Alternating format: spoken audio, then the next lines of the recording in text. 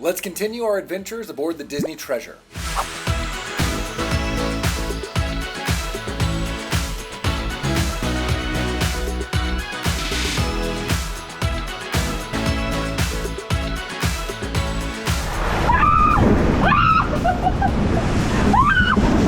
Hey there, Man Fam. Welcome back aboard Disney's new ship, the Disney Treasure. We were graciously invited by Disney Cruise Line on a preview cruise before the Treasure set sail on its inaugural with guests, and we had so much fun yesterday, saw so much of the ship, but there is still so much more to explore. In fact, you may notice we are standing in front of Castaway Cay right now, Disney's private island. We're not even getting off the ship because we are using this preview cruise as a chance to explore the exclusive new spaces aboard the Disney Treasure, like the Disney Parks-inspired lounges, exclusive dining and entertainment. And while we did a lot yesterday, we still have plenty more things on our list to check out aboard the ship.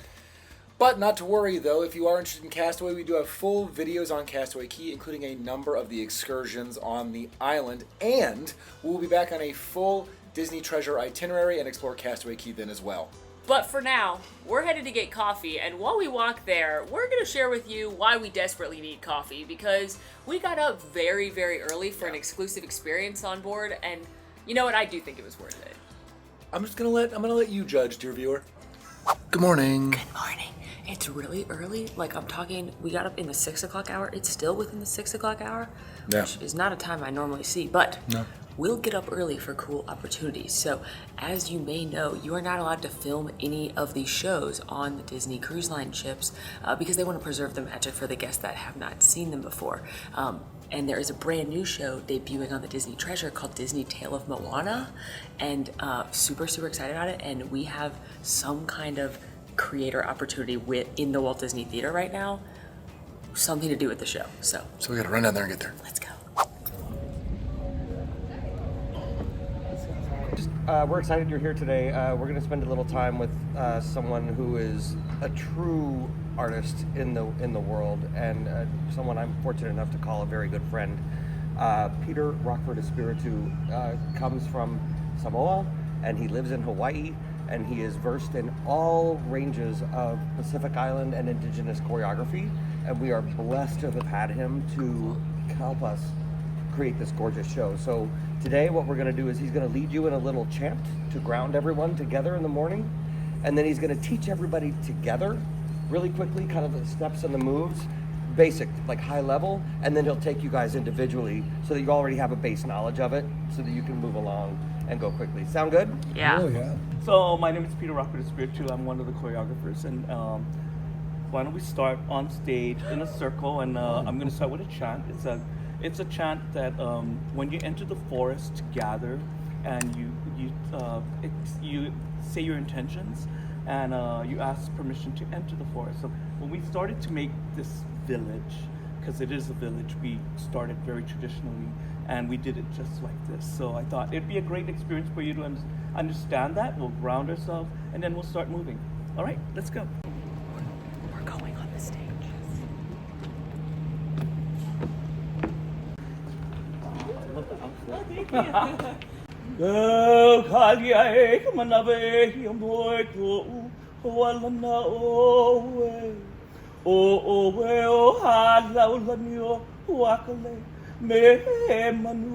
Step together, step, hit. Step together, step, hit, and hit, and hit. Right, left, step. 1 and 2, hit.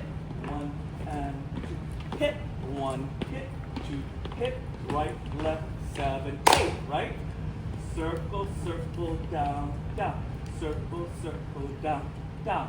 Grab and grab and 1, 2, 3, 4, 5, 6, 7. 6, 7. Win. Hit. Hit. Hit. Right. Hit. Hit. 1.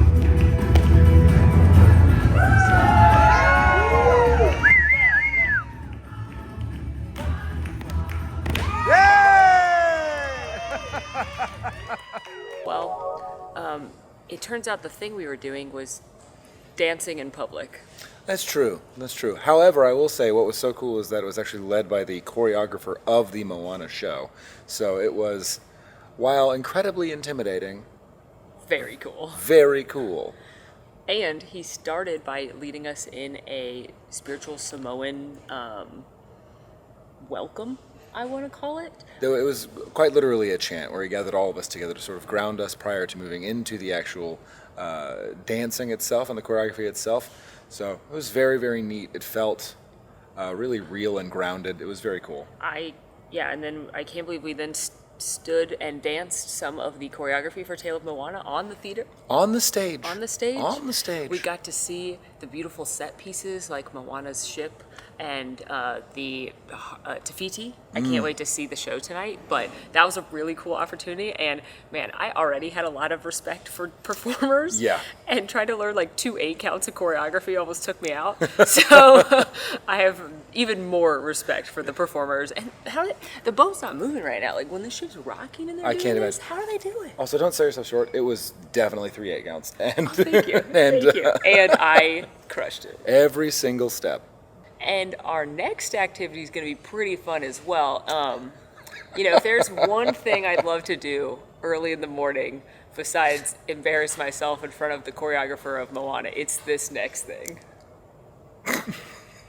That's right, friends. It's time for me to ride a water ride. My favorite activity. It's time for the Aquamouse. That's a water slide all the way around the boat deck. And yes, they do have this on the Wish, but it's a brand new story here on the Treasure called Mickey and Minnie in the Curse of the Golden Egg. So, let's go. The Aquamouse has a 42-inch height requirement, and you also have to be 48 inches to ride alone. It can seat 1 to 2 people, but for some reason, Alan's making me do this alone. I wonder why.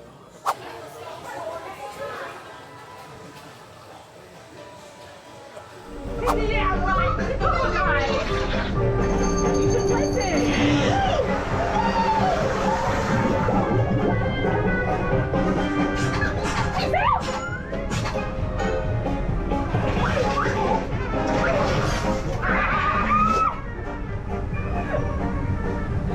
Mickey and Minnie, why are you getting me so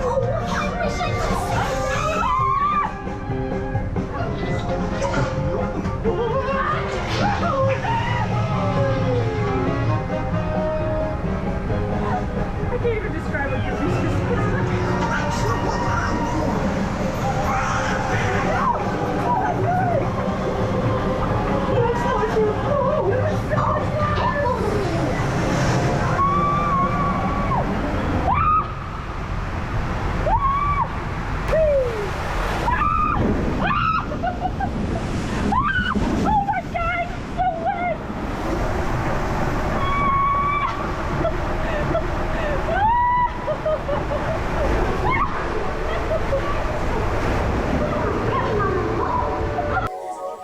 Did it. It's a very cute experience. It's a cute little like movie situation as you're going on. You'll see Mickey and Minnie exploring, and then spoiler alert, at each time you can see Mickey and Minnie, they spray you, which isn't very nice, Mickey and Minnie. But I guess it could have been worse. Ursula could have been on the screen, so Got some bad news for you. Ursula's definitely on the screen. What are the odds of that? Listen. I know I'm like not a water ride girly, but it is cute, it is fun. It's a neat thing that Disney has on their ships, and it is a literal ride. It's not just a slide. It does get longer lines, especially on days at sea, so doing it on a port day or early in the morning is a better time to come do it. But I feel like you have to do the Aquamouse if you're on a Disney cruise.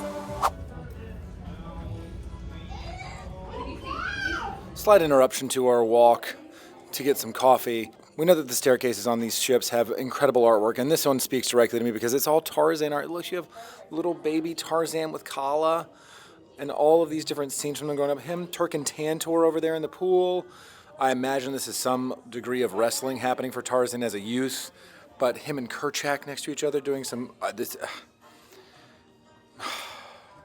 is so cool. Also, I mean, towards the final art here with Tarzan tree surfing, that's just cool. I mean, Tarzan, along with Hercules, are my top favorite Disney films, so seeing this concept art represented here is super cool and very gratifying. We often try and take the stairs on Disney cruises just because they're usually faster than the elevators, especially if there's a bunch of people going somewhere. And honestly, because the art is so awesome, especially on this one and the Wish, like Alan was saying.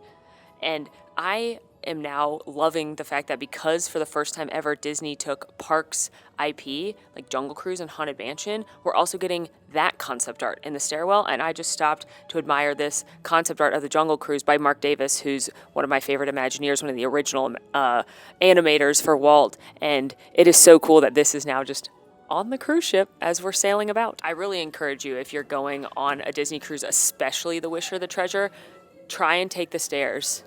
Oh my, is that Treasure Planet? Alan Loki loves Treasure Planet. It is definitely Treasure Planet. Because there's Jim. Jim back when he had the Gaston hair instead of getting the side fade. Yeah, take the stairs. If you can. Because you get to see some cool things. Ah, yes, the classic Disney Cruise Line tradition of watching movies upon the funnel vision and reliving childhood traumas. But it's in a group setting, and it's outside, so it's nice. Well, we have made it into the adult section, and it's nice to see that some things don't change. We have the hot tub in the adult section directly adjacent to the Aquamouse, so you get to hear the delightful screams and shouts of individuals as they careen across this water coaster. Let's just take a moment to pause and appreciate the beauty of Castaway Cay. This view on deck 12 is absolutely stunning, and as Molly pointed out, I'm going to switch the mic on her so you can hear. Look, you can see the stingrays. They're swimming about, having a nice morning. That's maybe my favorite excursion on Castaway. As Alan said, we've done a bunch of videos on Castaway and former cruises on a bunch of different excursions. I think the stingray one's my favorite. It was so cool to be able to feed those stingrays and hang out. Yeah. And then go snorkeling with them. Definitely recommend getting off at Castaway. Don't do what we're doing. We're just trying to check out the ship. All right. Popping into Cove Cafe. They do have this on the other ships. This is the adults only area coffee shop, but we wanted to see what the theme was, and it appears it is Moana, which is also Moana on the Wish. But you can see the beautiful concept art on the walls over there. You can see tucked into the shelves some different things like the manta rays and Maui's hook, her oar, stunning in here, stunning. Oh yeah, that is the heart. Oh, that's pretty. So, beautiful little spot to come and get a coffee. There's some other exclusive coffee shops on board as well. We went to the Mulan themed one in the first video. It's awesome. Definitely check that out. But we're gonna grab ourselves a coffee. Okay, we checked out the adult pool area, and it's basically the same as the Wish. We also went to grab a bite to eat at the Festival of Foods. Festival of Foods. It's not too late, Disney. The ship hasn't seen guests yet. Change the name. Festival. It would catch on. It's also still the same. And it's awesome though. It's a banger. We'll go more in depth into both of those places in our full-length video. But for now, let's jump below this popsicle stand, which is a hilarious double pun and hint as to where we're going next. Hilarious. Alan, it's because we're going to Jumbo's, and that's from Zootopia, and they've got the popsicles there. Oh. Yeah. Without your explanation, I would never have known. I know jokes are funnier when people explain them. That's how you know it's a good one. Jumbo's Sweets is an add-on dessert and sweet shop that you can visit. They have these on some of the other cruise ships as well, but this is the first time it's been themed to Zootopia. Jumbo Sweets is the elephant that owns the ice cream shop, and then that's where Nick and Judy actually meet when he's trying to get an ice cream for Toot Toot. I've got a bunch of different gelato, bakery case, all kinds of cutie things. These are add-on costs, so this is not included with the cost of your cruise like a lot of the food is, but excited to check it out and see what they have to offer, and of course look for any details and Easter eggs we can find. As fate would have it, they did not go to Jumbo's this day. Instead, this footage is from the following day. Why not simply reshoot the intro? Well, that's quite simple. Molly was far too proud of her pun. Enjoy. We're waiting to head inside of Jumbo's Sweets, but before we get in there is a detail out here that I have to show you. Not only do you have the entry doors here to the left, this is, of course, themed after Zootopia, so you're going to need smaller sets of doors for the smaller animals to access the shop. And you have that right here, just to the right of the main entrances to Jumbo Sweets. You have a smaller door for all of your smaller animals so they can also access the sweet shop. Also, right across from Jumbo's, you have this really cool artwork of Zootopia. You've got the train that Judy Hopps is seen taking into Zootopia, and then you can see the different biomes, the different neighborhoods, like the Rainforest District right here, Tundra Town, Sahara Square. So this is a very cute original piece of art. I'm enjoying looking at the detail. And if you look around, they have a lot of the detail to make it look like the outside of the shop from the movie, like the elephant trunks right here. In fact, an elephant trunk is what makes the J for Jumbos. You've got light fixtures that are in the shape of the popsicles, not the popsicles, but the Jumbo Pops. And then you've got the big elephant feet right here, which mirrors what it looks like in the movie.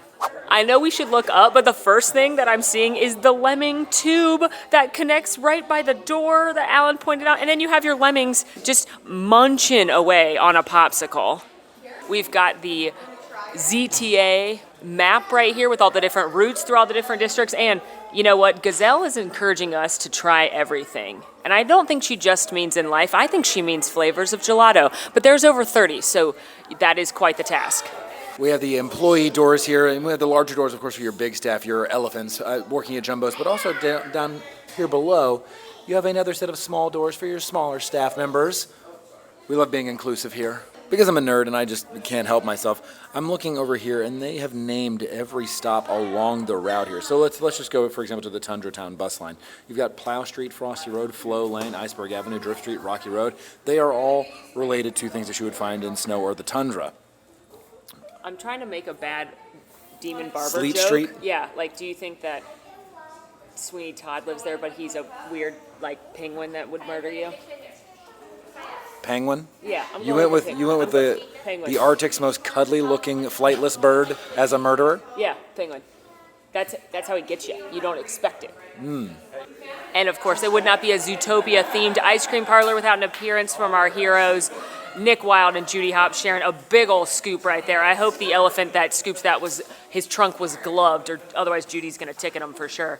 And then again, just cute art everywhere. You've got the zebras dancing, rock out your flavors for the zebra milkshake, some tin signs representing the different districts of Zootopia, some displays. And again, we love that they love the little creatures too, because there's a tiny pie, a little tiny cake right there on display. And then just more funny signage, because of course it is. Up top, we've got some more desserts, including the iconic Big Donut, and I really like those candy carrots. Mad to the cone.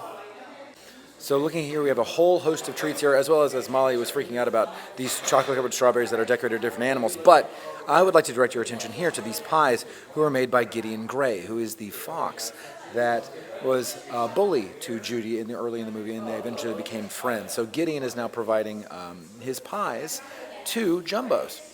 And it's a nice full circle moment, because if you remember in the movie, the blueberries he uses actually come from Judy's family's farm. And of course, above all else, Jumbo's is a sweet shop. So in addition to those over 30 flavors of gelato and ice cream and a million toppings that you can do, a very cute souvenir pail that you can fill with a couple flavors and toppings, they also have a lot of very cute other types of desserts. For example, we have these postcards that are chocolate bark of different varieties. I can see an Oreo one. I'm seeing one that's got some marshmallows, but they feature different characters. Oh my gosh, how cute is this elephant family Oreo cookie? Oh, you can try Gideon Gray's pie. It's a tiny little almond blueberry tart. That's fun. This Oreo cookie here is named after Finnick, the Finnick fox. It was plays the baby. Oh, Toot Toot? Toot Toot. Some very cute macarons that you can purchase individually, or they have a set of them right here. I like that this one has Clawhauser on it.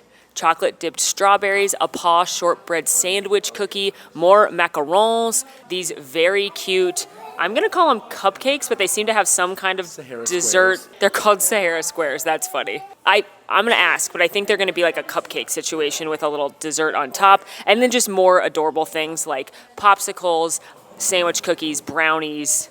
Everything is so cute. I mentioned there are absolutely so very many flavors of ice cream and gelato. I mean, you've got my favorites here, like the chocolate peanut cup ice cream. I think that sounds delicious. You got your moose tracks, cookies and cream, but you also have things like pina colada, classic s'mores, mango loop. I don't know what that means, but it sounds good.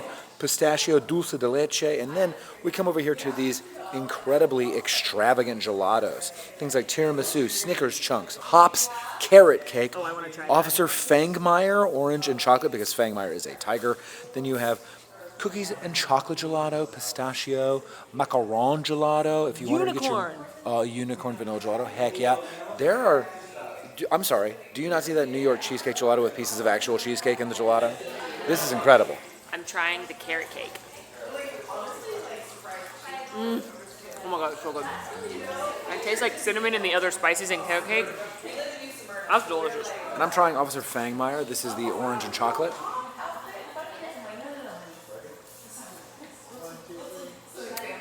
You know those chocolate oranges that you get in smack and then break into pieces? It tastes just like that, but as a gelato. That's so good. All right, so here is the souvenir ice cream bucket. If you get this little cutie, you get 3 scoops of whatever flavor you want, 5 toppings, whipped cream, and a cherry. It's $19.99. It's got cute little Mr. Jumbo on it. It has an Easter egg on the back right here. This is March 4th, 2016, which is the day Zootopia came out in theaters. And I was just told by the cast member I need to take the cone out for a fun detail. It's the spoon. Continuing our exploration of the ship, we wanted to highlight here the art of Disney on demand. So you know that we love the art across all of the cruise ships, and the Disney Treasure is no different. So if there is a piece of artwork that you like, you can head to these kiosks that are right next to Mickey's mainsail here on the 5th level and be able to select the Disney Treasure artwork. They also have the standard sort of Art of Disney and the Wonderground collections, but specifically Disney Treasure, these are the artwork that you're going to find on the ship itself. Artwork of the ship. So inside the Disney Treasure joins the Disney Cruise Line fleet, unlocking the Disney Treasure, which is a very cool map of the Disney Treasure itself with like sections dedicated to the different areas of the ship. I personally love the fact that you can find things like, I don't know, maybe this really cool art from the Antics of the Scat Cat Lounge. And maybe you want to purchase that either in paper or canvas and have that shipped to your home. You can do that from this kiosk. This is dangerous, because on the Disney Treasure, as you all know, we have parks representation. And I love the artwork associated with all of the things that are represented here. And I'm worried about what that's going to do. But I'm also very excited about the fact that my office might have some really cool art. Look at that. The pirate. I love that one. It's so cool.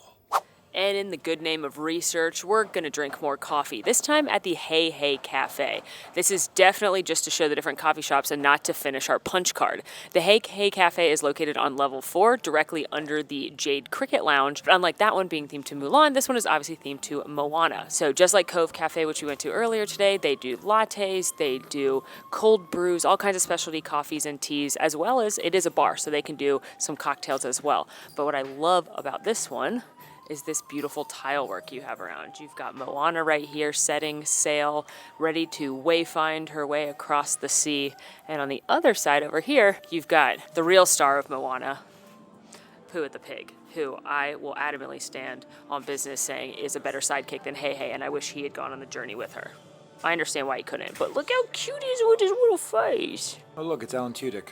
I can't look at Hei Hei without thinking about Alan Tudyk. He's got a cocoa nut.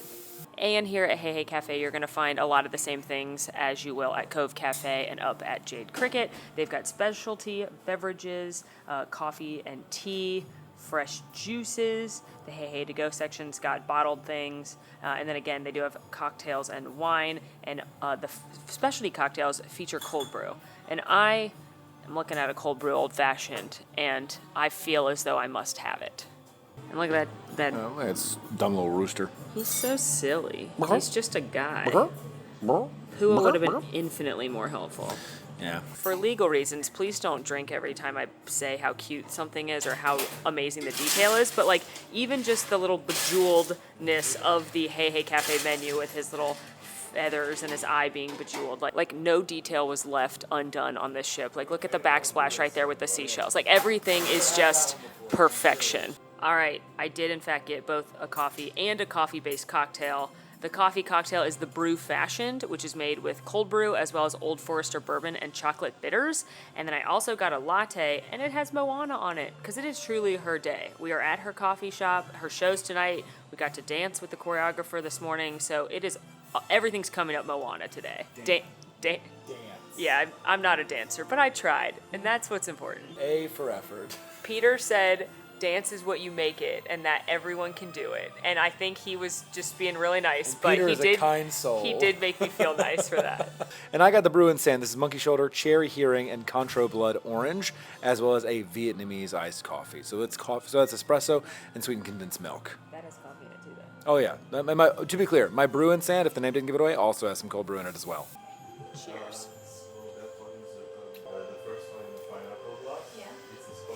It's like a chocolate coffee old fashioned, which is exactly what it is. But you can taste all three elements. It's a little sweeter than I would want a cocktail at night, but considering it's a lunchtime cocktail at this point, it's perfect because you've got the chocolate for a little sweetness, curbing the bitterness of both the coffee and the kind of like thick bourbon flavor. It's delightful. If you aren't sure if you're gonna like old fashions, but you know you like coffee, this would be a good gateway old fashioned. I'm quite excited about this. Oh yeah. This is a twist on the cocktail Blood and Sand. So you're going to taste that blood orange and then a little bit of the Scotch whiskey that comes in on the back end. So it's going to be a touch smokier. If you're wanting to try Scotch whiskey, I recommend starting with either Blood and Sand or this cocktail if you happen to be on the Disney Treasure. This is very good, very refreshing, and I enjoy it a lot. The citrus notes come through and that really helps complement a lot of the coffee too. I'm a big fan. That's just never not good. Vietnamese coffee has a lot of caffeine and it packs a lot of punch. You get a lot of the coffee flavor, but it's somewhat mitigated by the sweetened condensed milk. It makes it a lot more mellow and smooth and easy to drink, which is dangerous because if you have too many of these, you'll be shaking because of all the caffeine.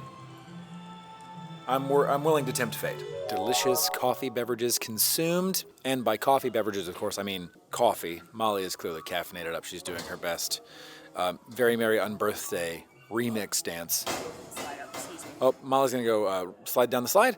But we are going to do the open house of the Oceaneer Club. Now, normally adults do not have access to the Oceaneer Club. That is strictly for children.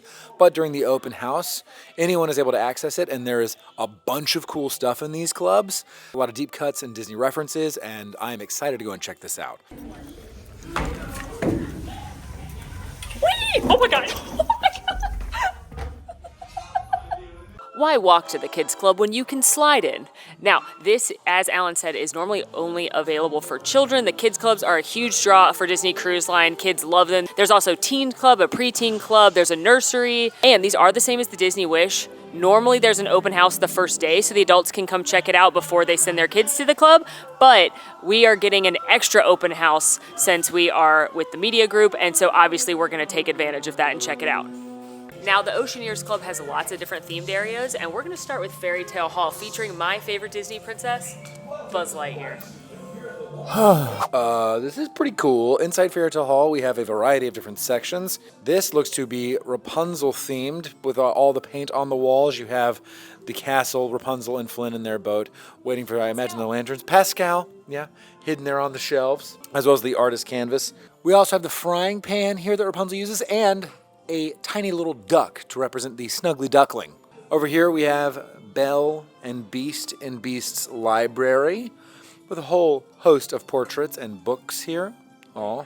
And if you ever got confused about which section of the Fairy Tale Hall you're in, you have lights in the ceiling that denote what area you're going into. So we have the sun, which is representative of Tangled and Rapunzel, the snowflake for Frozen, and the rose here for Beauty and the Beast. Shocking to no one, the bookshelf is chock full of Easter eggs. You've got the Brothers Grimm fairy tales, and then you've got some that just have iconography that is associated with other Disney princesses, like the apple, that would be Snow White. This one has a seashell, that would be Little Mermaid. This is a lotus over here, which I think is Princess and the Frog. And then there's these leaves right here. That would be Pocahontas. This one literally says Snow White and the Seven Dwarfs on it. This one literally says Rapunzel on it. Here we have the crown for Sleeping Beauty. That is Aurora's crown. We also have the dragon here that is Mushu from Mulan, the lamp from Aladdin. We have Bambi, A Life in the Woods. Down here we have Cinderella's slipper. They have hidden so many stories on the covers of these books that if you... Mulan too. Oh yeah. That's her actual name. Hua Mulan. Very, very cool. Oh, also, in this cabinet here, we have a teapot representing Miss Potts. And then, of course, you have the Beast's mirror as well. And made it into the little Frozen section. The first cute thing I'm noticing is this little doll of Olaf, made in the Scandinavian husk doll style, which is really cute. And then we don't have magic bands, and we're not children, but I bet if you're a kid and you touch your magic band of that, something cool would happen. And then you have a reindeer right here, which, you know what they say, they are better than people. And here we have some chocolates, which... you know, the sisters love chocolate. Then this next section's the Imagineering Lab, and like literally so jealous that the kids get to come play here because it is inspired by what else? Walt Disney Imagineering. It even has the Walt Disney Imagineering logo over there. And let's check out some of the details. First of all, you have a miniature model of the Aladdin and Jasmine sculpture from the Grand Hall, as well as some color palettes and tile palettes, kind of, again, going in with the design theme of the ship. Along the shelves, you've got some of those iconic Imagineering hard hats, and those are the names of the Imagineers that brought this space to life. And as we keep looking, you've just got different pieces of Imagineering. You've got this a smaller model of the butterfly effect that you can see on Figment and Epcot. You can see a Buzz Lightyear Space Ranger spin blaster gun. You can see animatronic hands, a teacup model. Like, how cool is this? Seriously. Oh, over here, there's clocks with every of the other Disney parks around the world. And, you know, a huge model of the treasure. Oh, it's 3D printed. Alan, as a 3D printed enthusiast, is very excited. And by the way, the clocks are in order of the parks debuting. So Anaheim for Disneyland, then Walt Disney World in Tokyo, and so on and so forth, ending with Shanghai. The Imagineering prop shop, hello. A Rivers of Light costume from Dak, rest in peace. Different hats, a Main Street hat, a Brown Derby hat, Jungle Cruise hat, the launching pad sign. Look at this model of the Haunted Mansion that's lit up. You've got the Wilderness Explorer badges. This is so cool. There's also two very cool models, one of the ship itself, but I really like this one of the characters on the stern, which on this ship are Peter Pan and Captain Hook. And what I most like about this is the color palettes, because every Disney character has very specific colors. Some are even custom made that are in their color palette. And you can see Peter Pan's right here and Captain Hook's right here. And I just love this attention to detail and the callback to the original ink and paint, which was used in Disney animation. And it was an all-female department initially. So I love this right here. All right, and we have an entire Star Wars section here. This is the cargo bay. And, yeah, I'm waiting for there being an adult space that looks like this and is as cool and interactive. So let's go see what sort of cargo is hidden away in the cargo bay. Oh! Hello. And out comes the Dianuga, Hi. How are you? perusing the vicinity. Molly's giving it a greeting. Hello. Don't look at me like that. We also have a Porg who is, I don't want to say cargo, but we do have a Porg. Oh, hello! Hi. Just looking at the top of all of these cargo bays here, you're going to find a lot of deep cut references to different films. Like, for example, some of the droids you would find in, I don't know, Episode 1 or 2 or Star Wars. And then, of course, perhaps the top of a droid found in Star Wars Rogue One. Located down below, thank you, Porg, I hear you. Located down below one of these workbenches, you have the top of an R2 unit, one that looks very similar to our friend R2-D2. Some might say it is the top of an R2-D2 style unit. You know, and I see this item here, and it looks an awful lot like me, like the severed hand of a particular Sith Lord. I don't know, maybe that's just me. There's also a space cat sleeping and a space snail. This is very cute. It's kind of giving Creature Stall in Galaxy's Edge combined with like the Millennium Falcon queue, but interactive. This is very cool. And lastly, the Marvel Superhero Academy, which, oh my god, why is this so cool? You can make your own super suit. Look at all these characters, oh my gosh. And then they have some super suits here. Why is this? This is Hawkeye's, I believe. And then you've got things from Black Panther right here. Here's Black Widow. And it's faintly playing the Avengers soundtrack in here, which always makes me feel inspired. You've got the quantum cores right here, which are what are used in the Worlds of Marvel dining. And then I love that this highlighter has been hit with the Pym particles. You've got this ant farm that they've been using to track ants. Here's a very cool Easter egg. If you look in this little craft kit right here, there's a Hello Kitty Pez dispenser. If you've seen Ant-Man 2, you know that they use that in battle, which is pretty funny. More Pym particle research. Scott's to-do list. His packing list: Ant-Man suit, swimsuit, piratey suit, formal night suit, renew passport, question mark. That feels like something you should know. Lunch, chicken tenders, very important, and towel folding class. Ask Happy if ants are allowed on the ship. This is very fun. And if you've seen the original World of Marvel show that they have on the Wish, this all checks out. And then I also love this note from Pepper Potts, who's now the CEO of Stark Industries, aka Gwyneth Paltrow. And it says, "Dear Hope, on behalf of the Showcase Committee, thank you for accepting the invitation to be a guest speaker on the Disney Treasure. Happy we'll set you up with Friday's operating protocols during the briefing on Embark Day. We're looking forward to having you on board. Tell Scott not to overpack this time." Very fun. And then also there's these lockers right here, and they are for different heroes. So you've got Scott Lang right here, Monica Rambeau, Hope Van Dyne, and Pepper Potts. Long story short, the kids clubs are awesome, and if you have kids, you'll probably not see them while you're on the trip because they're going to be having so much fun here. But I'm very glad we got a minute to come check them out and look for some Easter eggs since we had this open house. Even the bathrooms are cute, y'all. And these are the coolest hand washing things I've ever seen. Also, we were too excited to actually get into the kids club, but on the exterior here, it is all Jungle Book themed, including the vines coming down from the slide that Molly slid down. And this just fits into and ties into the theme of the treasure so beautifully. It also helps that there is a Bagheera concierge level suite. Molly would also like us to point out that Shere Khan is present.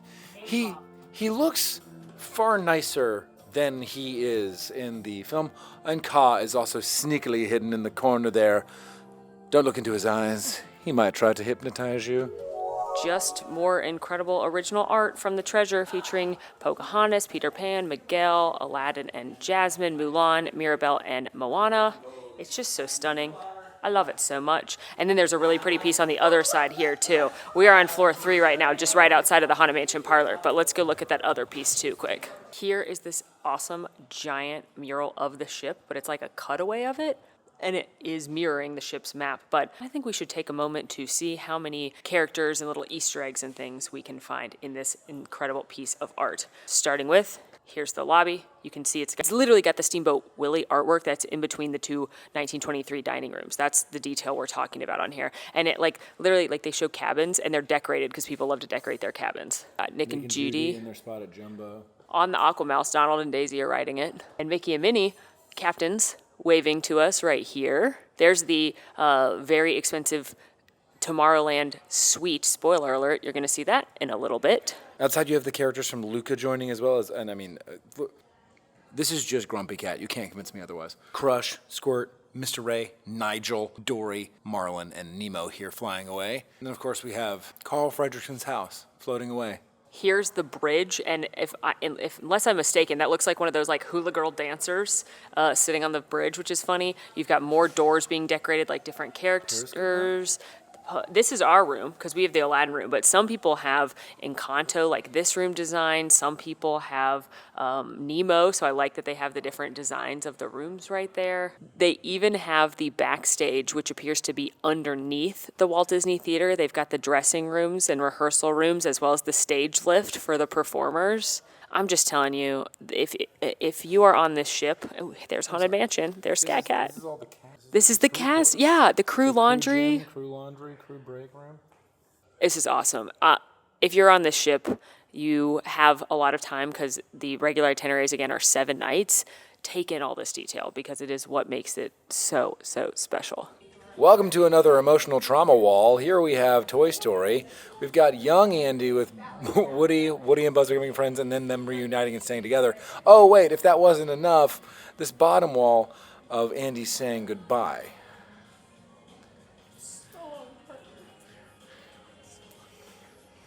Yeah, we're all doing well right now. This is not okay.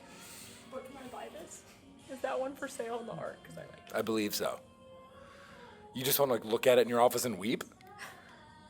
I mean, is it So Long Partner, or do you want to have this one with Andy actually physically saying goodbye to Woody and handing him to Bonnie? I'll be your best friend. We've made our way back to the stunning Grand Hall, which has been magically transformed into the Jungle Cruise. You can tell by these ropes in the shapes of boats right here for an exclusive treasure.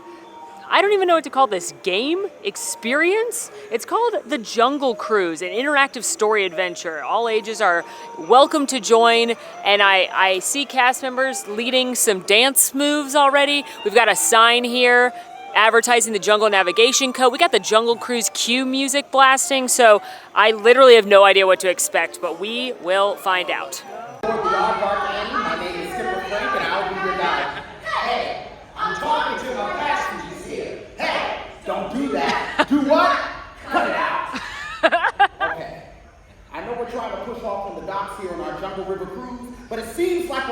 failure to communicate. I'll say, the one is totally ready to embark on our adventure. My amazing passengers have already blown up the anchor, right, guys? Yeah. Hey, Steve, use your arms to pull the anchor. I say go. I want to hear both teams make the loudest engine sounds they can. All right, Team Arbarcani, let's make it real loud for him. Here we go. Hit it for him. Hit it.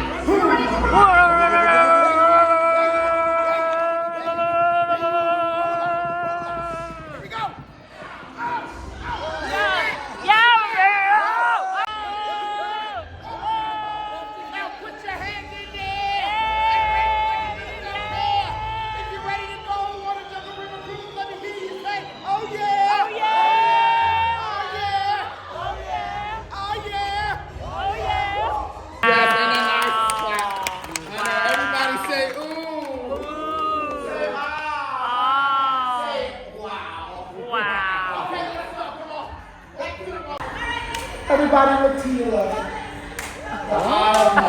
Everybody say wow. Wow. It's so red, isn't it? I need one volunteer from the crew. Who can help me out? See, I knew you would help me. 1 point? 1 point. No matter how many times you got it? That will successfully get us enough waypoints that we can to beat the other boat. How many they have? We don't know. Okay, you gotta get it right. How many times? The first time. Yes. That's right. Are you up for the test? Yes. All right. Everyone, cheer my go! Yeah, there we go. Okay, that's enough. That's enough. There we go. There we go. Yep. Yep. Hey. Y'all like mom. There we go. Thank you so much. Oh, she got it! Hey! Come on back. Yeah. Make it interesting. There you go. There you go. There you go. There you go. Oh. Oh, yeah! It belongs in a museum. There you go. There you go. How many points do we get? That's good. We hear you dispatch. Well done, skippers. You both led your riverboats bravely through the jungle. Do we have a winner? Team Moana has 43 waypoints. Team Arbarcani has 65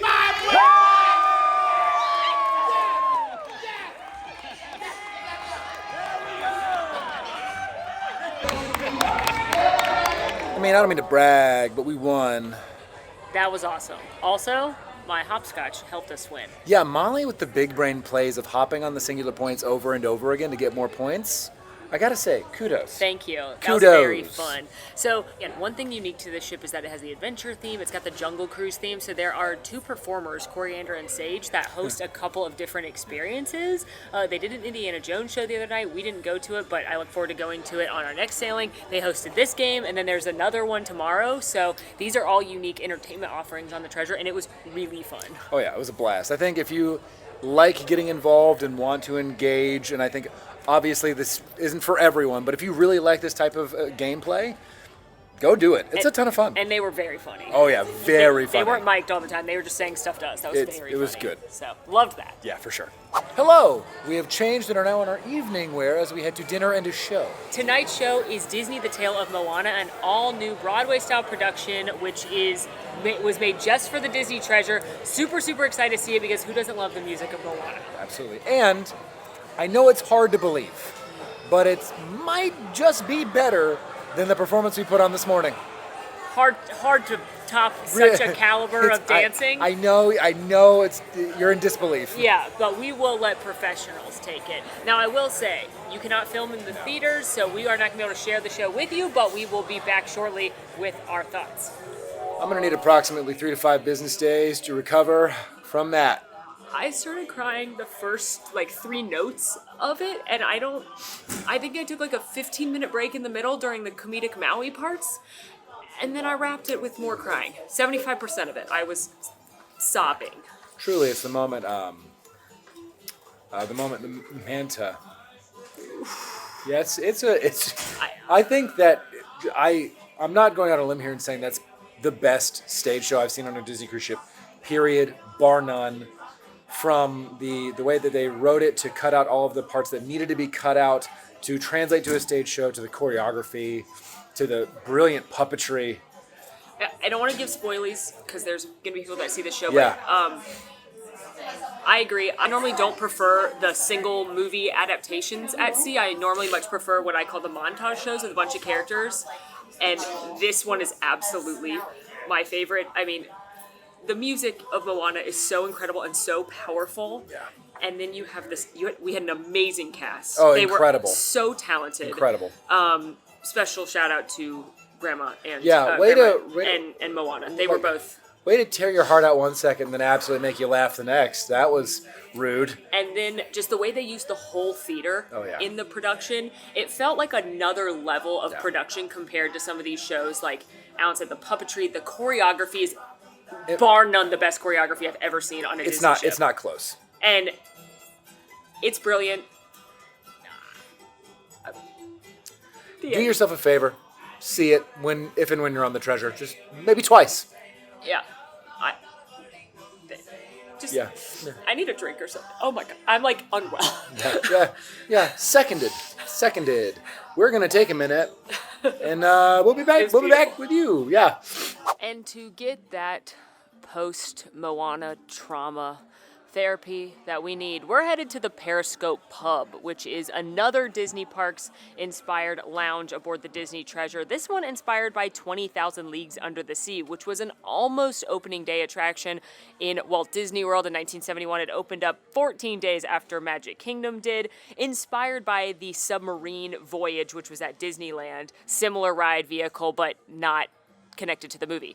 Submarine Voyage at Disneyland opened up a couple years after the park did on June 14th, 1959. And then, like I said, they re-themed it for Walt Disney World, theming it after the Disney take on Jules Verne's 20,000 Leagues Under the Sea, which was a movie that came out in 1954. In fact, 20,000 Leagues Under the Sea played a large part in opening Disneyland and Walt Disney World. Walt took a lot of the creative team from that movie over to the theme parks because he kind of viewed building the theme parks very similarly to building the effects that you would need for a movie set. Hello!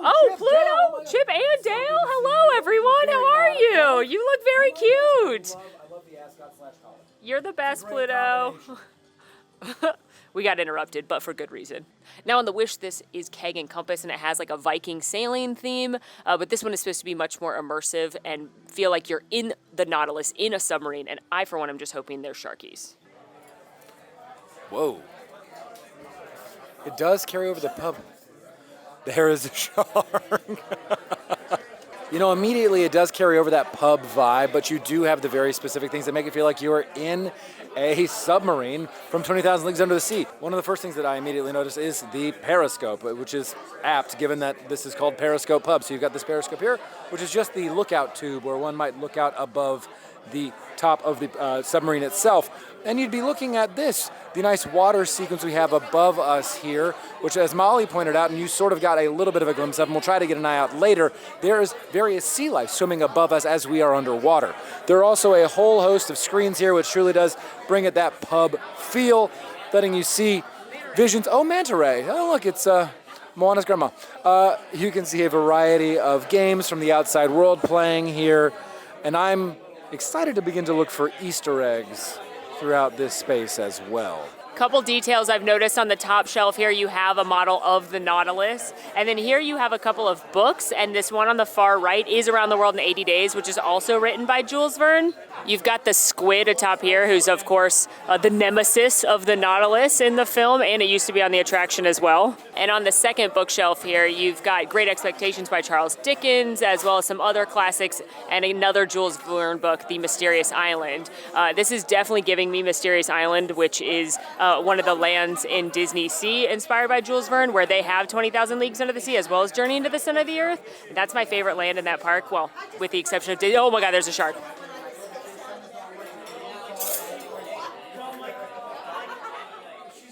Anyway, I love the vibe in here. Taking a look at the menu, you have some specialty cocktails, most notably the narwhal, as well as the diver. There is a There's a selection of meads as well. They look pretty interesting to me. I always want to try something new, and mead has been new, and I've enjoyed that. Some wines by the glass, and then some beer enthusiast options for those beer enthusiasts out there. On tap, they have a variety of what they have uncharted beers. These are beers made specifically for this pub. Some lagers and ales, stouts and IPAs, wheats and ciders, and then specialty beers. Currently, that is La Fin du Monde Triple Ale. Oh, look, you also have a beer special as well as the classic Disney Cruise Line beer mug special that Molly and I normally take advantage of on our trips here. There's also pub grub listed here with classics like buffalo wings, loaded potato puffs, the German pretzel. Then they also have plant-based chicken tenders, which is a first for me seeing on this menu, as well as a burger option. And I'm sorry, are those mini churros with dulce de leche dipping sauce? I picked up the Valkyrie mead, which is described as citrus and dry in flavor. And I was informed by our wonderful server that it is not going to be one of these sweeter meads. As I drank it, it was incredibly smooth. It had some light flavors of honey and then followed by some distinct citrus and orangey flavors, but then it sort of flowed like water, which was incredible and means I could probably drink a whole bottle, and that's dangerous.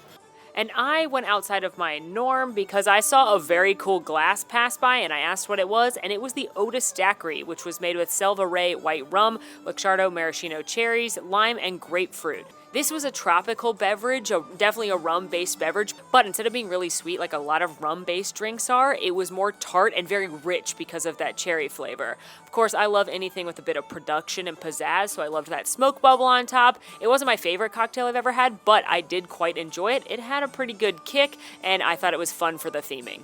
Also, I was very afraid I was going to break this glass. All right, well, that was Periscope Pub. I have to say, as far as the pubs that I've seen on these cruise ships, it is the most immersive theming.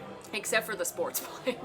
Yeah, the screens playing the sports ball, as Molly likes to say, do take you out of the immersiveness of that space. I imagine during midday when those are off, it would feel more immersive. But I also understand they need a place that people can watch things like sports, and that is going to be the pub. I'm excited that they have 20,000 Leagues Under the Sea. Yeah. As just someone that loves the ocean and sharks, I love the sharks swimming overhead. But I don't feel the same way about 20,000 Leagues Under the Sea as an attraction, the same as I do about Haunted Mansion or Jungle Cruise. So I didn't expect to like it as much as those, but I do think it is a very cool immersive space. And they have pub grub there, which when we come back on the 7-night sailing, we'll definitely make sure to do that one night because the pub grub usually is pretty good.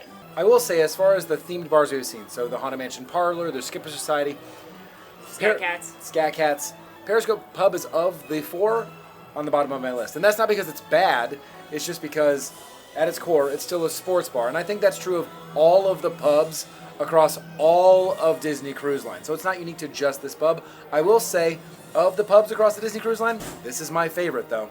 Co-signed. Tonight's rotational dinner is at 1923, which is themed to Walt Disney and Roy Disney, both having their own named dining rooms, and it's named that because that's the year they founded the Disney Brothers studio. Now, we're not going to do a full review of this restaurant in this video because there is a 1923 on the Wish, the Treasure sister ship, and as we've said multiple times, this video series is focusing on the Treasure exclusives. Pause what I was saying because I have to point out one of my favorite details on the ship, and it's this amazing movable piece of art of Steamboat Willie that's in between the 2 dining rooms, and it's just adorable. You've got Mickey and Minnie, you've got cows. Who doesn't love cows? And I'm mostly just vamping because I noticed a detail that sailed by and I wanted to sail by again, and it's not yet, so I'm going to keep vamping. There's that cow. Look at that cow eating hay. It's so happy. Hey, there's a plane. It's called Mickey was in a cartoon called Plane Crazy. There's a car. We love cars. I think I saw a fish down there. Oh, look, a fish. Fish are cool. Everyone loves fish. Look at the music. Did you know that Steamboat Willie debuted on November 18th, 1928, and that's considered Mickey and Minnie's birthday? It's also the first time synchronized sound was ever used in a cartoon. I'd really like this detail to come back because I just sound like a crazy person staring at this artwork nonstop, but it really is a cool detail I just saw. I did not hallucinate it. The pub drinks did not make me see something that I didn't see. But it'll come back, I'm sure of it. Anyway, I can point out more details. Look, there's Minnie Mouse. She's dancing right there. Yoo-hoo! That's what Minnie Mouse likes to say. Did you know the first words Mickey ever said on the screen were hot dog? You know, I've forgiven him for that. Oh my God, thank God it's back. If you look back here, there's a cruise ship sailing. There's the Treasure sailing in the back.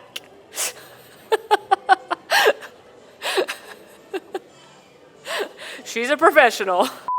Anyway, as I was saying, we are not going to do a full review of 1923 right now. We're going to hit you with a montage just because we've been to 1923 before, and we will save that for our full 7-day itinerary. But what I am excited about is there are going to be 2 menus at 1923 now. Again, this is a 7-night sailing, meaning you will hit each of the 3 rotational dining restaurants twice, which means that they will have separate menus. So I'm excited to see what they cook up for the new menu because this is my favorite of the rotational dinings on the Wish. Last thing I'll say, Disney nerds, this restaurant is for you. Cue the montage.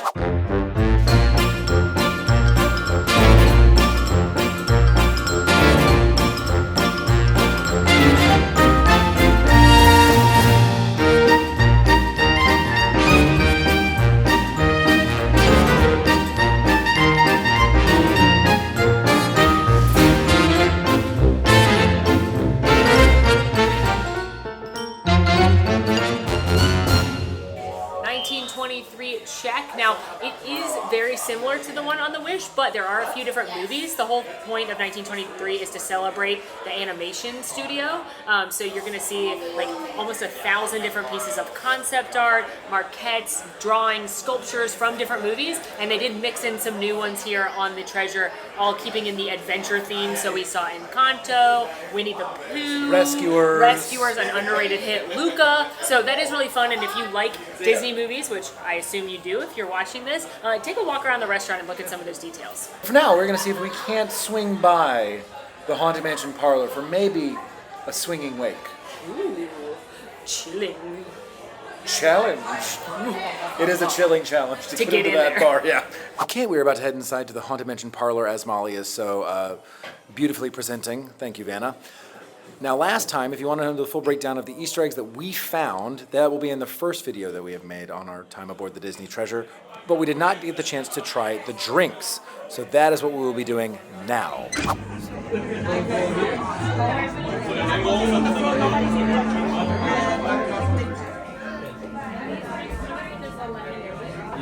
All right, well, after receiving a message from the spirits to turn our menu sideways, we have solved the riddle that you are seeing before you now, and that has revealed a cocktail. The spirits have been released. This is an experience for two that have two unique drinks here within a gargoyle candelabra.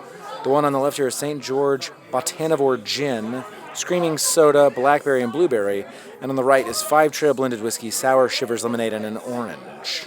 I started with the whiskey side, which I will say is the better of the two. It was tart because of the lemon. In fact, I actually now have some like tongue tingliness because of all the tart beverages I was drinking in there. You could taste the whiskey and the orange, but overall it was rather sweet. But it wasn't as sweet as what I had, which was gin that had been mixed with cream soda. And I'm here to tell you that that mix is quite sweet and was not necessarily my favorite combination. This was not my favorite beverage I've ever had, but what I will say is this does get a ton of points for whimsy. The fact that this entire drink is hidden behind a puzzle is very cool and very fun and certainly fits the aesthetic of the Haunted Mansion Parlour.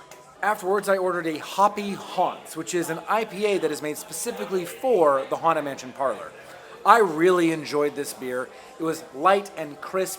It had some citrus notes on the front end and ended with a little bit of that bitter hoppiness, the pine flavor on the back end, but it wasn't super bitter like you would get from a traditional West Coast IPA. I think this is a great and very refreshing beer, especially when you consider the other cocktails that are a bit heavier on the menu. And I ordered the Chilling Challenge to find a way out. Ha ha ha. Anyway, this is made with 818 Añejo Tequila, Contro Noir, Blood Orange, Sour Cherry, and Lime Salt Air Foam. I'm not gonna lie to you, I mostly ordered this because I wanted my death certificate, which comes with it, and it does have a cool blacklight effect.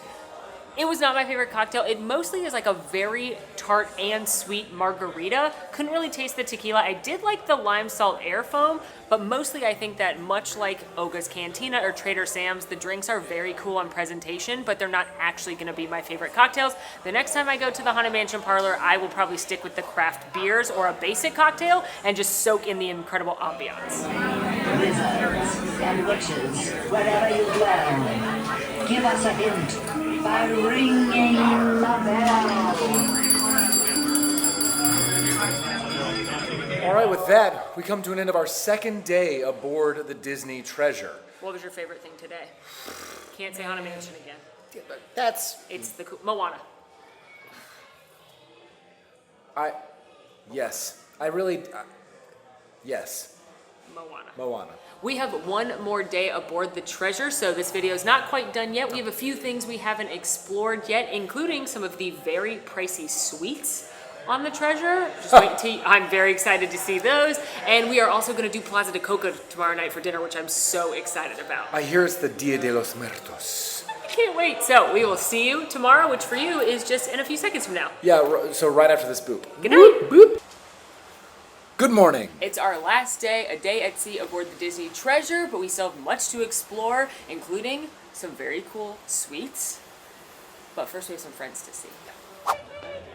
Really fast, all right? It's beautiful.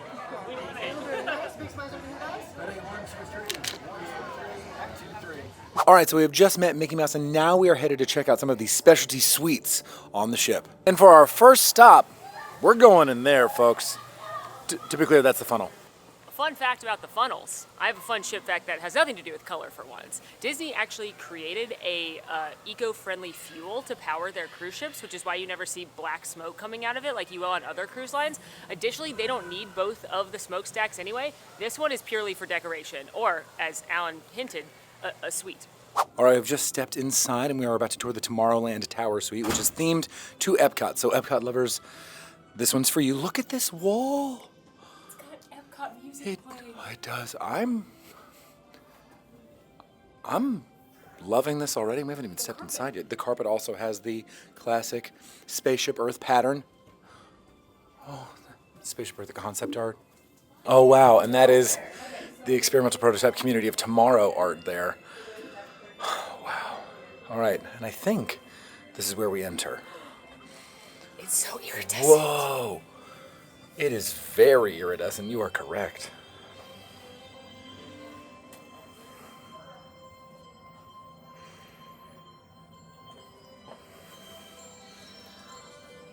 Oh my gosh.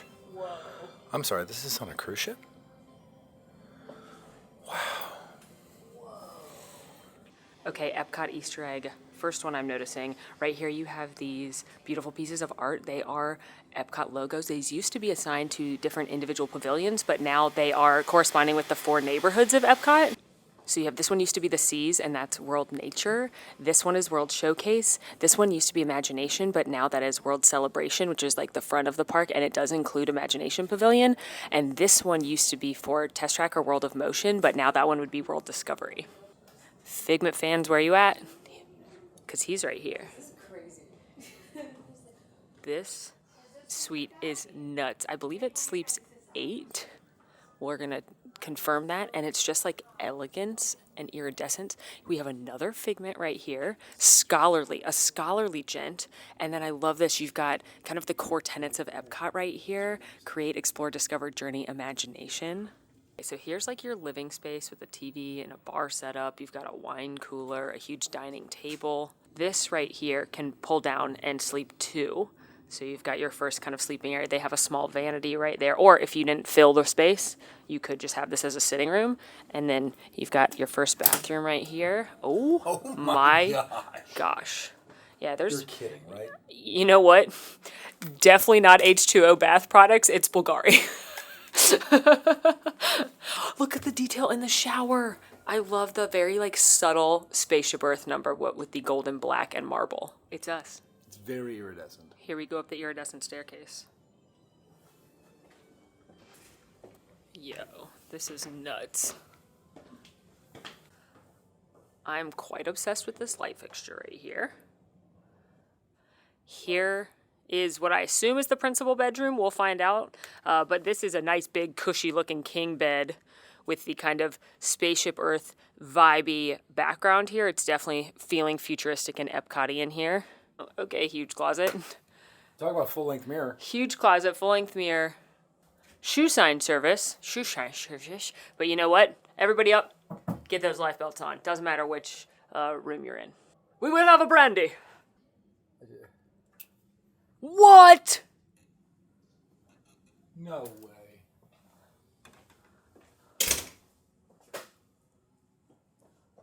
What the? Massive tub. Epcot. Spaceship Earth iconography on the back wall. Huge walk-in shower. Robes because you're fancy. Yeah, you fancy. Whoa. And this very understated piece of art has brought a chill to me. And it's because it is based on Walt Disney's original concept art and first drawings of Epcot. Yeah, that's cool. That's awesome. I think we're in a kid's suite now. Don't worry, Figment's still here, and now he's going to space. He's going to spas. Bunk beds, stars. Oh, cool. Okay, magic is going to happen. Magic. Ah! We made a Figment up here. Okay, so yes, this is the kids. Or, you know what? I'm not going to get in the bed because it looks all nice, but I think I could fit. Alan? Probably not. Alan, this is not our suite, so we're not going to lay in the beds, but what do you think the beds around the suite would get? You know, I can't imagine they'd be less than a 10. Could say they'd be out of this world. Yeah, nice. And here is the bathroom here. Smaller than the one we just saw, but still very beautiful. And I like this walk-in shower. And you still get a rainfall shower, which is very, very important. And you don't have those in the regular rooms. And it looks like there's another primary bedroom. We're going to see if it mirrors exactly the one across the way. But you have another beautiful king-size bed, a vanity, another quite spacious closet. Whoa. If I'm not mistaken, this is all just a really complex set of circuits and batteries connected to one another, and I'm trying to figure out what it is intended to look like. To me, it looks akin to the world's center at Epcot. Hey yo, another stunningly gorgeous bathroom. Different layout slightly than the other one, but you still have a luxurious tub, a beautiful big shower with that rainfall shower again, full situation right here, and the royal throne. Now, Alan, could you hold this for just 1 second? I must check something.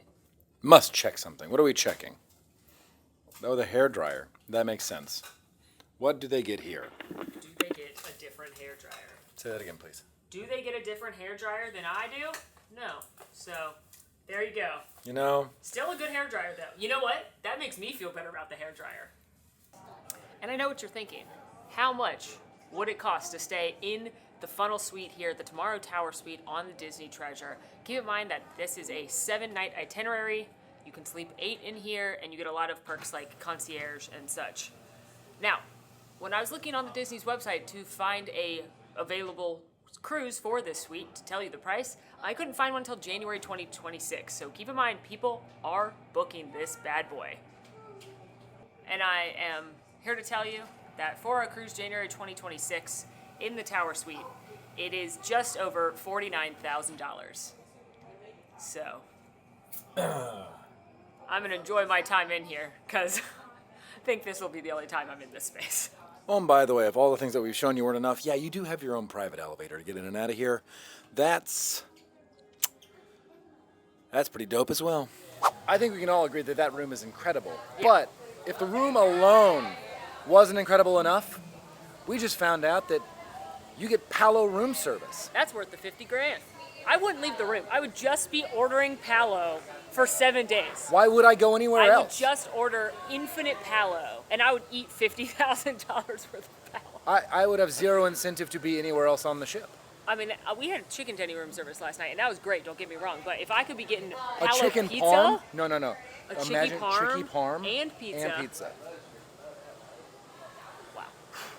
All right, well, let's go check out some more cool suites. We've made it to the concierge lounge. Now, the concierge rooms on this ship are Lion King themed, which is my favorite Disney movie, and I'm geeking out over this art right here and the carpet being Simba. But there are 2 more themed suites, not Lion King, exceptions to the Lion King rule. We're gonna check one out right now. They are both big cat themed, Bagheera from the Jungle Book, and the one we're about to see, Raja from Aladdin. Look at the light. It's got Hakuna Matata. It means no worries. Oh, I would. Bucket list to stay in a Lion King room for sure. Oh my gosh, and because of the way the light fixture works, it's projecting them right here. Cute. All right, off we go into the Raja Royal Suite, starting strong with a cat door placard. Here's how you know. Okay, so she's stunning as well. These sleep 6, so slightly smaller, but equally beautiful, and I'm obsessed with just, again, the ornate detail and the jewel tones they're using all throughout the ship. Of course, that's carrying over into an Aladdin-themed space. You have this beautiful artwork here of Jasmine and Raja, and then just look at like the light fixtures and the ornate detail on the staircase. You've got this huge kitchen right here. We're also getting a little peekaboo at the concierge menus. So this is the breakfast that's served. If you go to the concierge lounge, things like double smoked Scottish salmon, a charcuterie, breakfast sandwiches, avocado toast, and then here's the all-day menu, and you've got some stuff from Palo on here as well. I know for sure this potato gnocchi is a Palo specialty, and then you've also got like burgers and a tuna niçoise salad, and then just here's other little treats you get by staying in the concierge, access to different shows, complimentary popcorn, treats, etc. Nice dining area. Love this artwork of Raja right here. That's stunning. And then here we go now into our first bedroom. Beautiful. Just so pretty. Wow, I love this bed. I might like this bed more. There's a vanity over here tucked in the corner. Look at this closet situation. This is a Carrie Bradshaw closet because you walk through your closet into your bathroom. A very niche reference. Ooh, beautiful bathroom. Again, definitely not H2O products because we've got Bulgari again. I can't even pronounce that brand. Royal throne hidden. Stunning backsplash. Very Agrabah chic. I love all the gold and the neutrals. I'm obsessed with the color palette in here. Couldn't you just see me ascending this staircase in my robe as I go to lay out on the private pool deck? Yeah, we'll get there. Literal goals. And as we've made it upstairs, we have primary bedroom number 2. This is the winner. This is the one you're going to fight your friends over if you're staying in this room. Because, yeah. Okay. This room is stunning. What? Huh? What? Look at this bathtub. Look at this shower. What? Look at this place. Wow. Once again, we're not going to lay on the beds. I did just notice this beautiful feather background right here. Just the intricate design and the light fixtures. Oh. But Alan, yeah, as the bed measurement comfort expert, what do you think? Well, we know Raja, inside of Sultan's palace, used to a plush life. I can't imagine these are anything less than great. It's a little Tony reference for you there. Another famous tiger. My brain's broken. Back in the main atrium, or the entryway, there's another little half bath right here, little powder room. Hey, where do you keep your refrigerated goods? Oh, you know. All my extra Palo. Yeah. All the Palo to go I asked for. Hidden away. Yeah, what if I take a Pellegrino? What would happen? Yeah. Oh, and if you just want to supply me just a premium ice cream bars, casual Mickey bar collection. You have those in there too. And you can also do that. More wine storage, very important for all the wine I'm getting at Palo. Yeah. And if you're wondering where the last 2 people sleep, this lovely couch converts into a queen, so that brings 6. And now what I think is the real piece de resistance of this room, and the reason I think that if I'm booking a dream suite, it's actually this one, not the tower suite. You get your own hot tub, your own loungers, your own private deck on the ship. Catch me here for 7 days. I wouldn't get off the ship. I would just be between here and Palo. You don't get Palo room service in this one, but I think private hot tub is the dream. Now, if you're wondering how much for this one, it's the first available cruise I can find, I believe, was in November of next year, 2025. $32,000 for 2 adults. So that seems like a steal after the tower suite.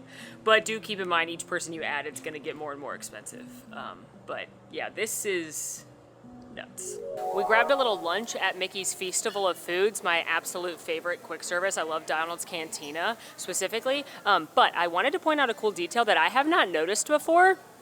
I don't know if it's new on this ship or if they've added this to other ships, or I just haven't noticed, but they actually have buttons underneath all of the soda fountains. First of all, the fact that you get unlimited soda is not something that happens on every cruise line. On some cruise lines, you have to pay for it, but here it's all, get what you'd like. They do want you to use fresh cups though, but if you are a kid or you are in a wheelchair or not able to reach the buttons up there, you can use these buttons. Isn't that awesome? Hello, so we went to the Periscope Pub because we wanted to see what it looks like during the daytime. much better than at night when they're playing sports. Yeah. The vibes, very, very high. And we had a good time talking to the bartenders about some of the Easter eggs. So obviously we're going to share those now. For starters, one of the taps of the custom beers made for the Periscope Pub, the Flappin' Fish Ghost. It is a fish that if you've been on some of the other Disney Cruise Line ships, you will know that fish is involved with the story of the leprechaun, because there's a whole backstory for everything.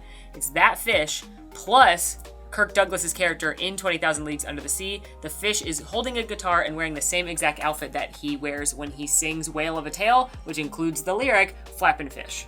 Additionally, as you are walking into Periscope Pub, above the door you will see the number 718. That is a reference to the whole number of the Disney treasure. And if you look at the gears that are displayed on the screens when there's not sports being played on them, and then behind the bar you'll see the same sort of dials with numbers listed.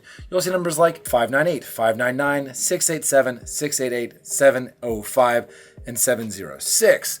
Those are all references to the whole numbers of the other Disney Cruise Line ships. And this starts, of course, with the Disney Magic at 598. 0.9. That one gets a point. It's very confusing to me how the numbers work, especially because of this next Easter egg, which took the bartender 3 times explaining it to me to understand.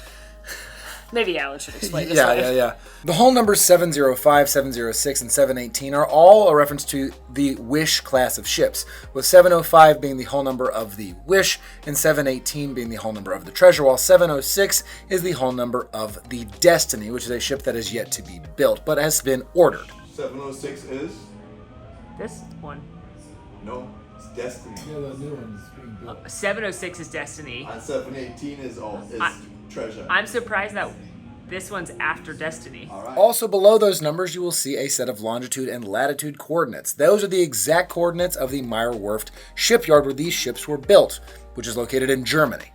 Additionally, we pointed out yesterday that swimming above you are going to be different sea creatures, but I was particularly excited about seeing a hammerhead shark, and the bartender told me that that is cast, or that image was cast from some of the sharks and the different fish in the seas in Epcot. That's how they got their perfect shape, and that's how they captured the motion of those fish swimming. And lastly, if you watch the Periscope Pub screens as they go by, you're going to see the different dials and levers we've talked about, but if you look carefully in the background, there's some wires that make an official Hidden Mickey. But now, we are headed to a reception where we have been kindly asked to Disney bound. Yes, this is for the media event, and I think to get in our particular bound, we wanted to have something that had to do with the ship, so we thought of all the different spaces, we came up with an idea, but I think we need something to get our bound together. We need a little faith, a little trust, something I forgot. Oh, Pixie Dust. All right, well, here we go. Off to Neverland. What's your name and where are you from? Molly from Orlando. Alan, also Orlando. And who are you? Tinkerbell. Peter Pan. Very cute. You guys want to do a twirl for the crowd? Love it so much. Thank you. Okay, so our reception was a preview for a show that debuts later this evening. We'll show you that when Yeah. it is officially debuted. Now we are headed to dinner at our 3rd rotational dining restaurant. This is the last of the rotational dinings, Plaza de Coco, and this is definitely the one I've been the most excited about. On the full sailing, there are 2 different versions of this show. Tonight, though, we are getting the second, which is Dia de los Muertos. And we're gonna get the Dia de los Muertos menu, which I'm very excited to try. I've been eyeing it for a while, and the amount of food I order may be immense. Which reminds me, as we do with most of our meals here on Disney Cruise Line, we're not going to live record as a courtesy to the other guests in the restaurant.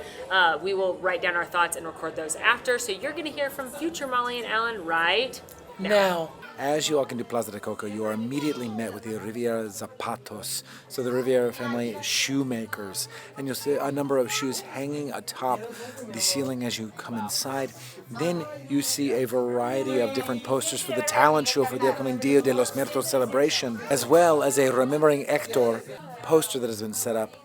And then, as you continue your approach, there is a section of notes from Hector to Coco, detailing his time away at the road and writing songs for his Coco, including Remember Me, Un Poco Loco, and a note for me that is incredibly beautiful. It is wishing his Coco a good night, hoping that she can sleep well with the angels. It's just so beautiful and sets the scene so well as you move into the restaurant. But I think one of my favorite things that you see here is in all of the sheet music and notes that Hector has left for Coco. What is missing is Hector's guitar. You get to see the ofrenda, and there is Mama Coco there. Oh. And the completed picture with the entire family with Hector. I learned from the movie Coco that on the ofrenda you present the ancestors with gifts, and I learned that a lot of the gifts tend to be food. So you've got pan dulce, you've got empanadas, and then most importantly, I think, besides the portrait of Mama Coco, of course, you have that very famous portrait of Hector and Coco when she was young, right here, and Mama Imelda. And this is so beautiful and so detailed. I already love it.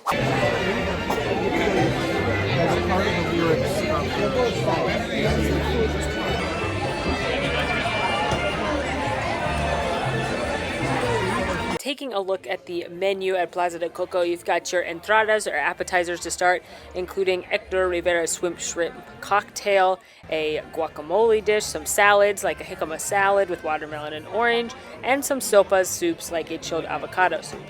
Then you go into your platos principales, which are your entrees, things like Ernesto de la Cruz's grilled seafood and tomato rice, a sea bass, a blistered poblano pepper, and a toasted quinoa bowl. There are also some lighter note options, such as a grilled orange and lime marinated flank steak salad. And then, of course, we have our desserts, including Miguel's Churros Calientes and the Grand Central Station Pecan Tart. Remember me, though I have to say goodbye, remember me. Don't let it make you cry.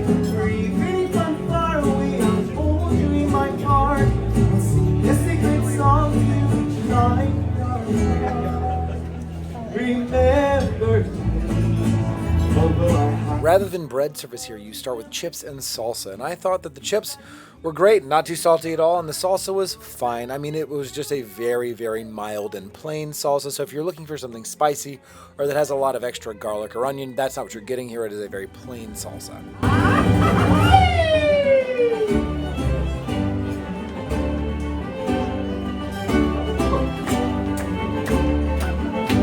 What color is the sky? Ay, mi amor, ay, mi amor. You tell me that it's red. Ay, mi amor, ay, mi amor. Brush it up to my shoes. Ay, mi amor, ay, mi amor. You say put them on your head. For my appetizer, I had the beef birria empanada. This is a baked pastry turnover with pulled beef brisket, Oaxaca cheese, pico de gallo, and birria consomme. The highlight of this was truly the exterior of this empanada. The crust was light and delicate and very buttery. The beef brisket on the interior was cooked well, moist, very rich, but I think what really shone through here was the birria consomme that added a lot of depth of flavor, a little bit of sweetness to the dish overall. I think this was a pretty darn good appetizer, but certainly not as good as what Molly had. I picked up the red chicken enchiladas, which came with guajillo spiced red enchilada sauce and chihuahua cheese, and this may have been my favorite thing I've eaten aboard the Treasure. It had tons of ooey gooey cheese, that mild Mexican cheese that I love so much, a little bit of spice and flavor from the enchilada sauce, nothing too hot though, and the chicken was cooked really well, very flavorful, not dry at all. Overall, if you like cheese, tortilla, and chicken, simple dish, but honestly excellent.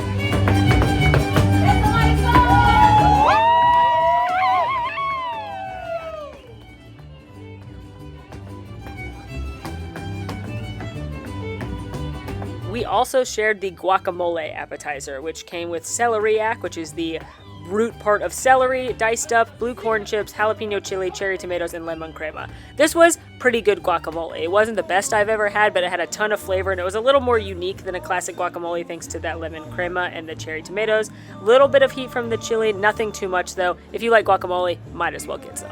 I picked up a sopa, the chipotle black bean soup with cilantro, lime, purple onion, and Mama Coco's pork tamale. The star of this dish was the pork tamale. The masa was cooked beautifully, it was moist, it was dense.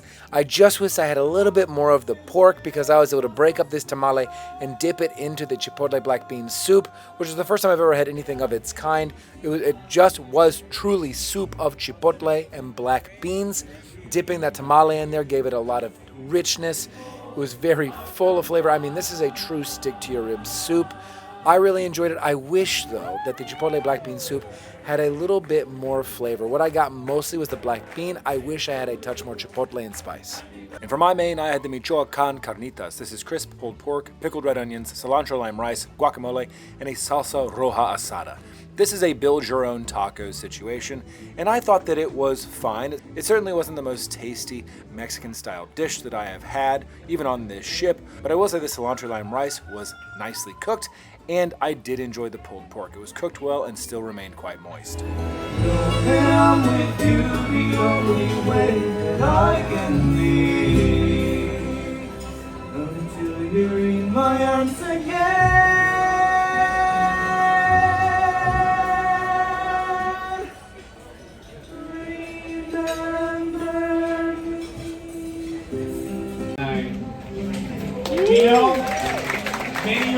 For my entree, I went with the ribeye de corte grande. This was a ribeye steak. I asked for medium rare, and it came with Oaxaca Monterey Jack cheese double-baked potato, buttered broccoli, sweet honey roasted carrots, and a tamarind port wine sauce.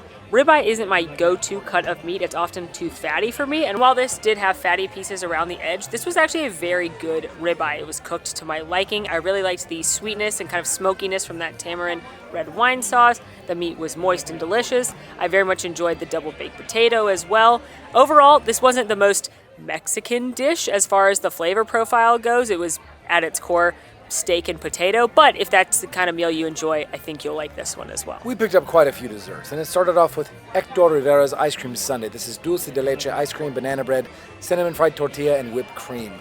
This was a very sweet, though somehow still light ice cream sundae. The dulce de leche ice cream had that depth of flavor that comes from the dulce de leche with that condensed milk. The banana bread tasted lightly of bananas and reminded me of just very nostalgic memories. The cinnamon fried tortilla on top with the whipped cream added a little bit of crunch and the creaminess. This was a very tasty sundae. I enjoyed it a lot. And at the recommendation of our server, I picked up the cappuccino creme brulee cheesecake. This is baked vanilla cheesecake and a caramelized coffee creme brulee on top. This was the star of the show. I mean, you have coffee and cheesecake combined, a little bit of denseness and richness from that cheesecake, cut through with the coffee flavor coming through there. I thought this was a delight. I would 100% order this again.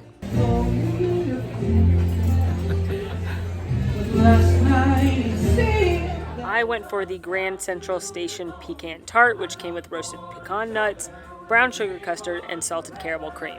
It was definitely very sweet. It reminded me a lot of a praline with that brown sugar custard and those candied nuts. I could have used a little bit more of the salted caramel cream to break that up, but overall, I thought this was very good. However, I have to agree that Alan's cappuccino creme brulee cheesecake was the winner as far as desserts go. Not only, but my entire time on the treasure.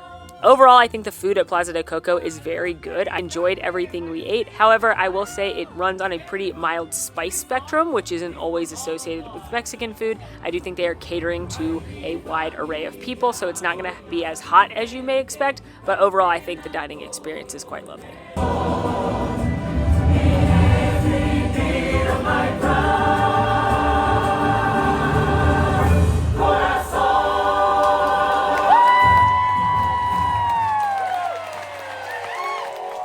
Ay, Dios mío! That was so fun. That was unexpected. La cena es muy delicioso. Yes, the La dinner was... música es muy bonita. The music was also very pretty. I think this entire dinner experience is very nice. It is potentially one of my favorite meals on the ship. I think this is my... I'm going to say my favorite dinner music show experience on a Disney cruise is still Tiana's. Yes. This is number 2. And you know what? This is just the Dia de los Muertos version. So I'm curious to see what the other version of the show is. But this just has a ton of heart, and it's so fun, and it really is a party. Also, I think this was, based on what I ordered on this particular experience, this was my favorite food that we had.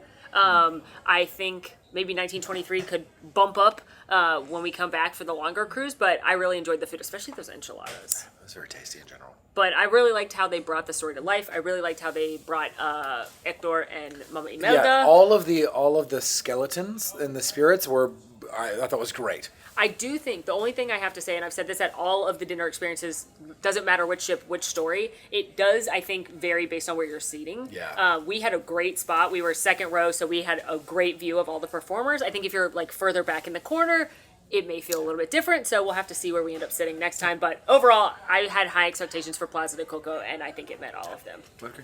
And now to wrap up our night and, very sadly, our sailing aboard the Disney Treasure, we are headed to the nighttime show. This is something they do on every Disney cruise. They do a little farewell show with a moment of goodbye, and if it's going to be like The Wish, which I believe it will be, they're actually going to do some fun lighting effects with the beautiful chandelier. It is time. Sage, we get it. You little lightheaded there? Yeah. Okay, let's keep it to two next time. Thank you. Adventurers and treasure seekers, your journey is approaching its end. Treasure chest. You know what they say. Good things come in small packages. Now, a true treasure holds a world of possibilities, all locked up within a chest. And where there's a lock.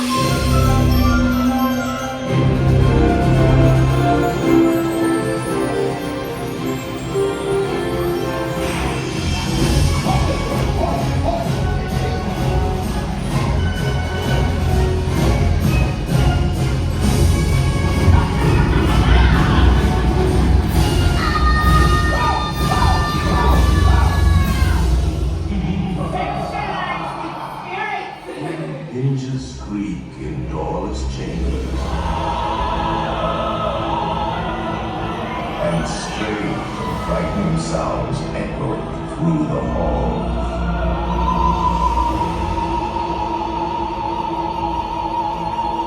And revel in a celebration of a lifetime.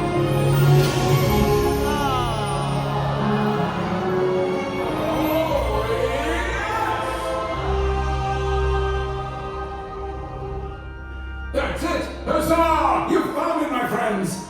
There they are. Better than gold, stronger than diamonds, more valuable than any prize in the universe. Your memories. Such things will always be greater than all the magic, all the treasures in all the world. A whole new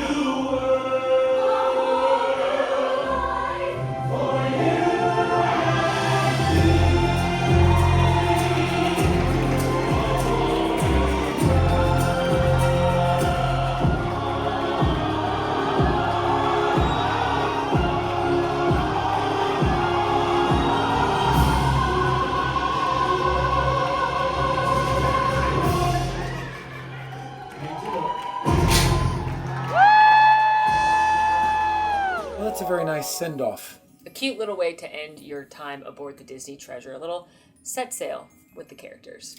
And overall, I think that the Disney Treasure is a great addition to Disney's fleet. It certainly has its own very unique flavor. What was your favorite part of this experience? It's really hard to pick a favorite. There's so many really wonderful spaces aboard the ship, and I'm gonna kind of cheat and take a lot of things at one time.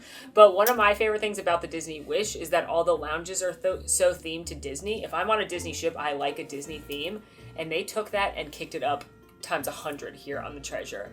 Haunted Mansion Parlour, Skipper Society, Scat Cats, and Periscope Pub are all so themed, so immersive, and so detailed. I really enjoyed exploring all of those spaces, but I think the obvious winner is Haunted Mansion.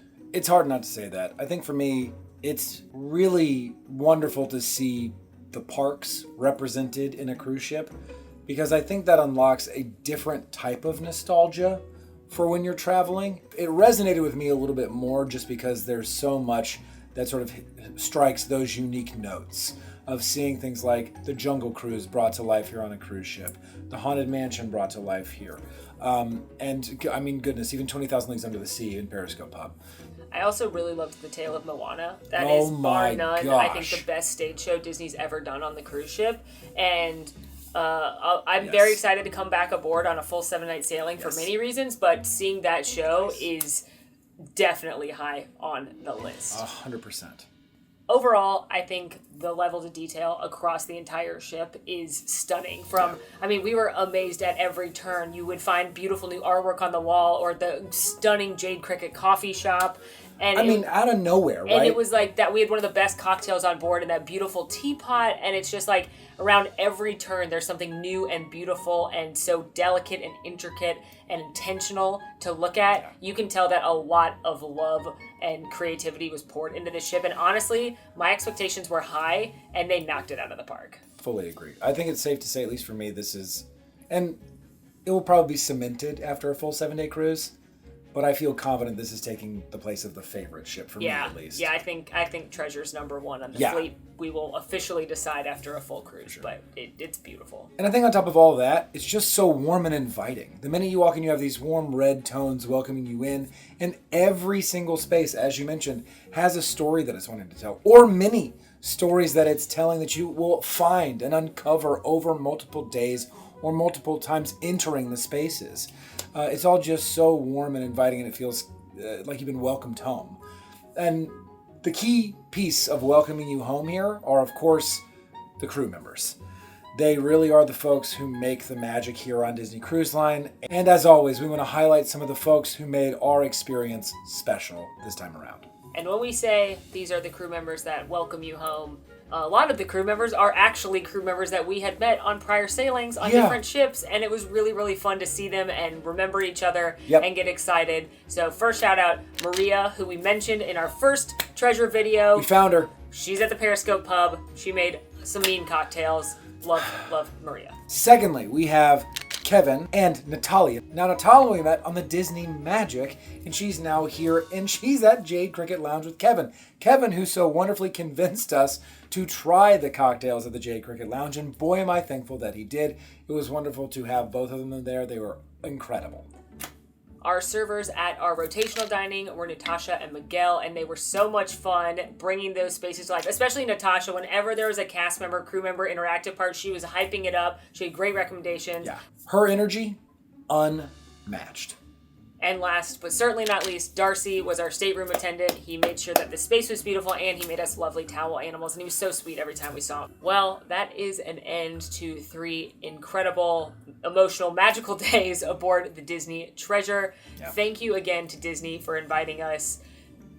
This is our first time doing a media sailing, and I am so grateful, and it was so wonderful and so special to be here. So thank you to Disney, and thank you to all of you for watching these adventures, because we would not get to do things like this without you. So hopefully you had fun following along, and if you would like to go aboard the Disney Treasure, we definitely want to shout out our friends at Be Our Guest Vacations. Please, They can book everything for you.